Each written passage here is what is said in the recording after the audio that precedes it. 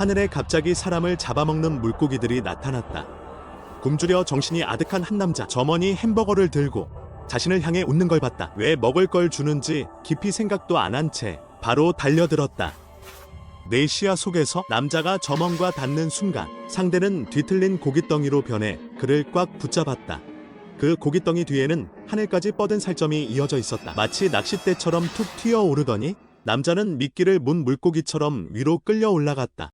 너도 따라 고개를 들자. 하늘의 농구장만 한 크기에 아기를 닮은 괴물이 구름 사이에서 모습을 드러냈다.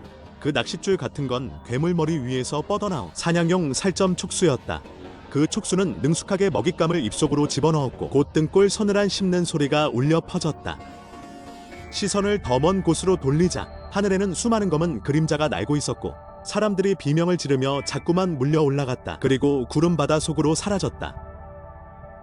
너는 창가에서 물러났다. 뒤에 있던 동료들도 끔찍한 씹는 소리에 몸을 떨고 있었다. 이 괴물들이 이틀 전 갑자기 나타난 뒤로 너와 수십 명의 동료는 회사에 갇혀 있었다. 너희만 그런 게 아니었다. 도시의 거리 전체가 텅 비었고 사람들은 건물 안으로 숨었다. 무슨 일이 일어난 건지 아무도 몰랐다. 사람들이 알게 된 건 하늘에 사람을 잡아먹는 괴물들이 나타났다는 것뿐이었다. 먹을 거 남은 사람 있어? 없어. 먹을 수 있는 건 전부 다 먹었어.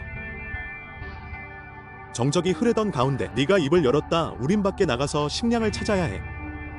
곧바로 동료가 따졌다. 거리에서 저 사람들이 어떻게 됐는지 내가 봤잖아. 그래도 나가서 죽겠다고? 난 이미 괴물의 습성을 파악했어. 너는 사람들을 바라보며 아기는 머리 위 미끼를 빛나게 해서 먹이처럼 꾸며 작은 물고기를 유인해. 하늘의 저 괴물들도 겉모습만 아기와 비슷한 게 아니라 습성도 똑같아. 저놈들은 미끼를 사람처럼 꾸며 인간을 유인할 수 있어. 너는 잠시 멈춰. 모두가 제대로 듣게 한 뒤. 이건 낚시랑 같아. 괴물은 그저 가만히 기다리다. 먹잇감이 물기만 하면 돼. 방금 그 남자처럼 그가 점원에게 끌리지 않았다면 아무 일도 없었을 거야. 우리가 유혹만 견디면 아무 일도 없어. 사람들은 지난 이틀을 떠올렸고 내 추측과 하나하나 맞아떨어졌다. 의심의 소리는 순식간에 사라졌다. 너를 포함한 5인 팀이 거리로 나섰다. 양옆 건물 안에서는 수많은 시선이 쏠렸다. 사람들은 먼저 하늘의 검은 그림자를 보다가 다시 너희를 바라봤다. 죽으러 가는 바보들을 보는 듯한 눈빛이었다. 하지만 점점 그들은 너희가 편의점까지 갔다가 음식을 들고 돌아오는 걸 보았고 그 눈빛은 점차 갈망으로 바뀌었다. 너는 조심스럽게 걸으며 주변의 어떤 것에도 반응하지 않았다. 머리 위로 검은 그림자가 계속 스쳐 지나갔다. 마지막 골목을 돌자 멀리서 한 노인이 비틀비틀 걸어왔다. 그는 멍한 얼굴로 주변의 거대한 변화를 전혀 이해하지 못하는 듯했다. 이리저리 외쳐봤지만 아무도 대답하지 않았다. 갑자기 그는 발밑이 휘청하며 바닥에 넘어졌다. 넌 못 본 척하려 했다. 하지만 옆에 있던 동료 한 명이 반사적으로 달려갔다. 그가 노인에게 손을 대는 순간 노인은 순식간에 고깃덩이로 뒤틀렸고 동료를 휘감아 하늘로 쏘아 올렸다. 모든 게 너무 빨랐다. 정신을 차렸을 때 구름 사이에 거대한 입만 보였다. 그 입이 천천히 씹고 있었다. 너희는 음식을 회사로 가져왔고 사람들은 기뻐했지만 너희 표정이 넋이 나간 걸 보고 한 사람이 없다는 걸 깨달았다. 먹던 사람들도 모두 멈춰 섰다. 방금 전까지 살아있던 사람이 이렇게 사라져 버렸다. 공포가 처음으로 이토록 선명해졌다. 너는 거의 냉정할 정도로 사람들에게 말했다. 그리고 끝내 미간을 찌푸렸다. 작은 물고기는 조악한 미끼도 구별 못해.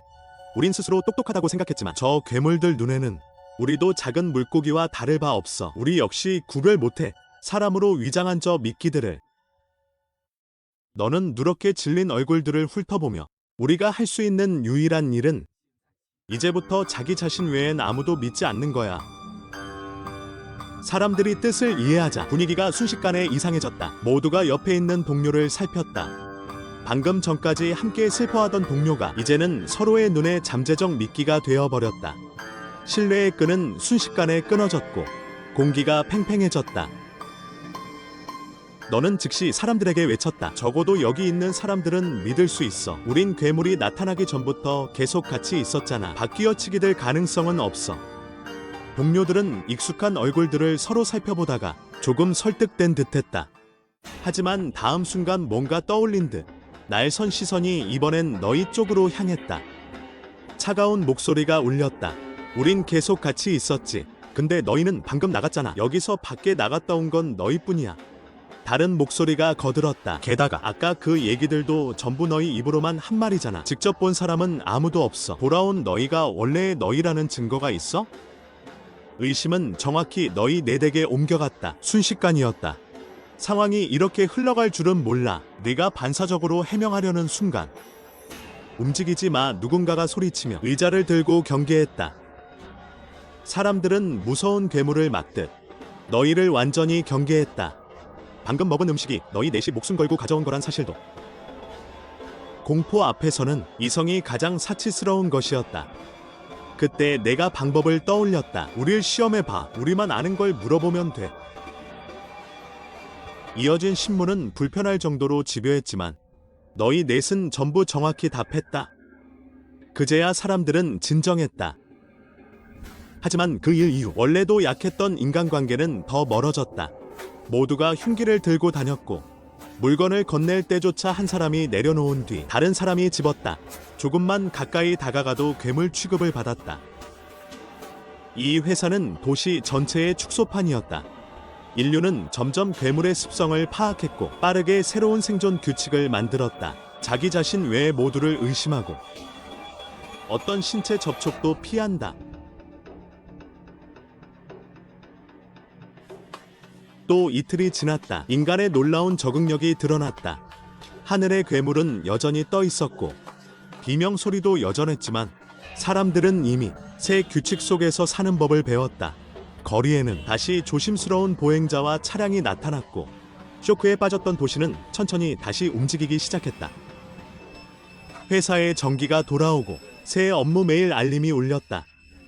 마치 괴물이 나타나기 전 평범한 어느 출근일과 자연스럽게 이어진 듯했다. 한 동료가 외쳤다. 말도 안 돼. 머리 위에 선 사람이 잡아먹히는데 우리가 일을 해야 한다고? 하지만 다른 이는 냉담했다. 도시는 다시 돌아가고 있어.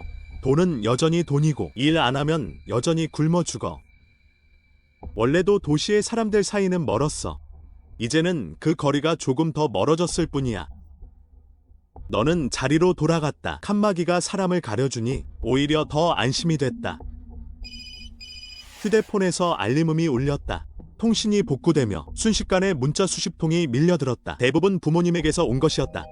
문자를 보니 어머니는 집에 있었고 아버지는 시내 다른 회사에 갇혀 있었다. 어머니는 음성을 보냈다. 너희만 무사하면 돼. 밖은 위험하니까 얼른 집에 와. 너는 답장을 눌렀다. 밖이 아직 너무 어수선해. 며칠 뒤에 갈게. 거의 동시에 아버지도 당분간은 집에 못 간다고 메시지를 보냈다. 너는 길게 숨을 쉬며 적을 마주한 듯 굳었다. 옆자리에 친한 인턴이 고개를 내밀어 물었다. 뭘 그렇게 무서워하세요? 안 무서워. 그럼 왜 안 돌아가세요? 신입 특유의 생기가 아직 남아있는 아이였다. 그리고 너는 그런 생기를 가장 다루기 어려워했다. 그 진지한 눈빛 때문에 심하게 몰아붙일 수도 없었다. 일이랑은 상관없어. 나 바빠. 벨소리가 또 울렸다. 여전히 어머니의 재촉이었다. 너는 잠시 침묵하다가 결국 휴대폰을 책상 위에 뒤집어 놓았다. 머리 위엔 괴물이 떠 있고 사람들은 아무 일 없다는 듯 살아갔다. 고개를 들어 바라보는 눈엔 공포 대신 무감각이 자리했다. 그 무감각은 옛 시대의 끝을 알렸고 새 시대의 시작을 알렸다. 업무에선 가능하면 절대 만나지 않고 모든 소통은 메일로만 했다. 삶 속에서 인터넷은 마지막 안전지대가 되었고 많은 이들이 그 안에 빠져들었다. 하지만 괴물에 대해 알면 알수록 절망만 커졌다. 어떤 수단으로도 놈들을 어쩌지 못했다. 인류는 강제로 먹이사슬의 꼭대기에서 밀려났고 비참한 방식으로 천적과 공존해야 했다. 날카로운 비명 소리가 하늘을 찢고 지나갔다. 괴물들의 사륙은 한 번도 멈춘 적 없었다. 언론은 생존 요령을 반복해서 방송했지만 사망자 수는 줄지 않았다. 그날 복면을 쓴 강도들이 갑자기 회사로 들이닥쳤다. 놈들은 자루를 들고 눈에 보이는 물건을 모조리 털었다. 아무도 막지 못했다. 너는 바로 깨달았다. 놈들이 규칙의 허점을 파고든 거라고. 아무도 서로 접촉하지 못하는 순간 범죄를 막을 사람도 사라진다. 결국 누구도 저 폭도들을 막지 못했고 그저 떠나는 걸 지켜볼 뿐이었다. 너는 그들이 태연하게 회사를 나와 길을 건너 맞은편 오피스 빌딩으로 들어가는 걸 봤다. 이번에도 제멋대로 털 생각이었겠지만 그 회사 직원들은 오히려 위험을 무릅쓰고 문 앞에 줄지어 서서 막아섰다. 폭도들은 비웃으며 다가가 밀쳤고 닿는 순간 직원들은 하나같이 고깃덩이로 뒤틀려 버렸다. 그리고 폭도들을 하나씩 감아 하늘로 던져 올렸다. 뒤에서 동료들이 숨을 들이키는 소리가 났다. 저 사람들 분명 우리 눈앞에서 계속 일하고 있었잖아. 언제 바뀌어치기 된 건지 우린 전혀 몰랐어. 너무 무서워. 며칠 뒤 한 여자가 회사로 들어와 조용히 동료 한 명의 이름을 불렀다. 그 동료는 벌떡 일어나 흥분하며 외쳤다. 여보, 당신이 어떻게 여기 왔어? 올해 집에 안 들어오길래 먹을 걸 좀 가져왔어. 너는 다가가지 말라고 말렸다. 저 사람이 진짜인지 아무도 몰라. 동료는 불쾌해하며 내 아내를 내가 못 알아보겠어? 사망자 수가 계속 늘어나는 건 바로 너 같은 사람들 때문이야. 이제쯤 알았어야지. 우린 유혹을 구별해낼 수 없어. 그러자 그의 아내가 곧바로 너를 말렸다. 저 사람 말이 맞아요. 모험하듯 접촉해선 안 돼요. 밥 한 끼 때문에 목숨을 걸 필요는 없잖아요. 그녀는 도시락을 책상 위에 놓고 곧장 회사를 나갔다. 동료는 한 입 맛보더니 너를 노려보며 말했다. 맞아. 이건 내 아내가 만든 맛이야. 낯선 사람을 경계하는 건 이해해. 하지만 가족까지 믿지 못한다면 이 세상은 진짜 끝장이야. 너는 반박하려 했지만 말이 목구멍에서 막혀버렸다. 그때 휴대폰이 또 울렸다. 어머니가 또 집에 오라고 재촉했다. 너는 여전히 지금은 안 답했다. 옆에 있던 인턴이 생각에 잠긴 얼굴로 널 보더니 이제 알겠어요. 뭘 무서워하는지. 당신은 누구도 믿지 못하게 됐어요. 남이면 아예 안 만나면 되지만 부모님은 믿을 수도 없고 끊어낼 수도 없으니까 결국 피하는 수밖에 없는 거죠. 너는 한참 침묵한 뒤 밖을 바라봤다. 매 순간 누군가는 하늘로 끌려 올라갔다. 괴물은 배달원으로도 도움을 청하는 사람으로도 심지어 가장 가까운 가족으로도 위장할 수 있다. 새 세상에선 모든 사람이 결국 고립될 거야. 고립되길 거부한 사람은 오래 못 사니까. 그렇게 하면 더 오래 살 수는 있겠지? 하지만 잃는 것도 더 많아.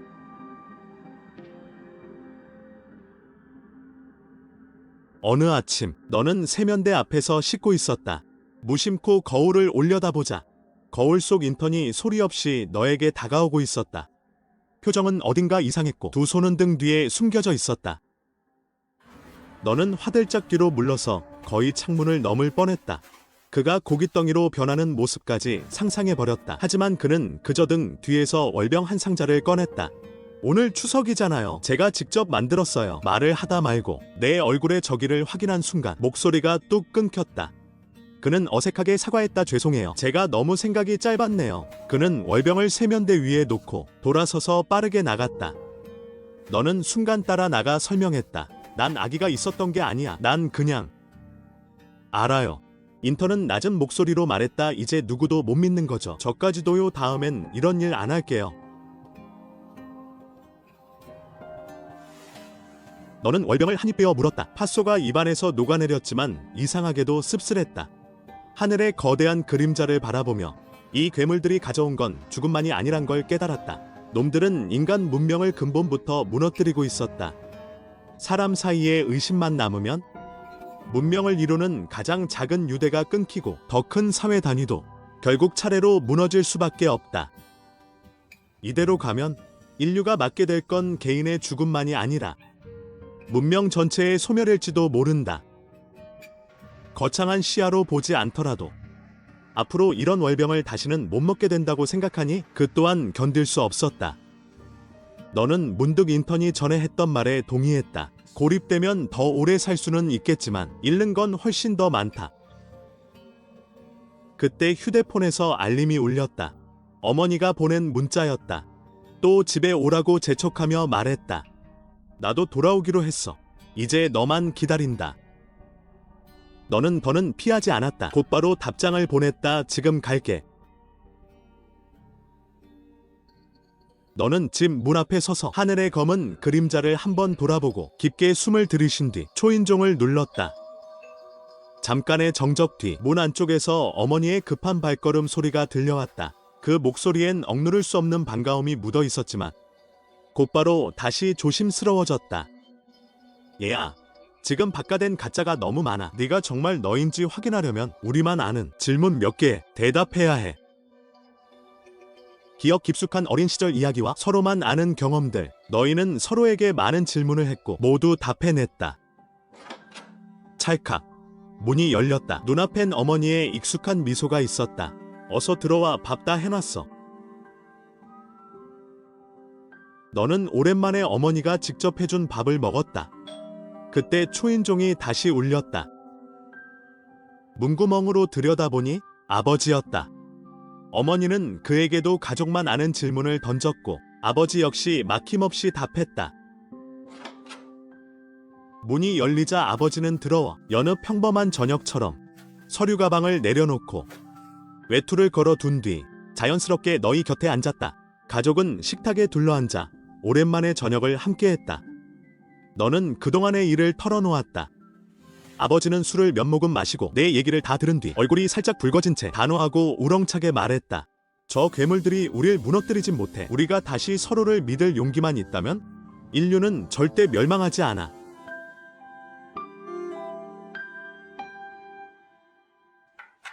바로 그때 현관에서 열쇠가 자물쇠에 꽂히는 소리가 났다. 찰칵. 문이 열렸다. 문 밖에는 너희 가족이 서 있었고 멍한 얼굴로 너를 바라보고 있었다.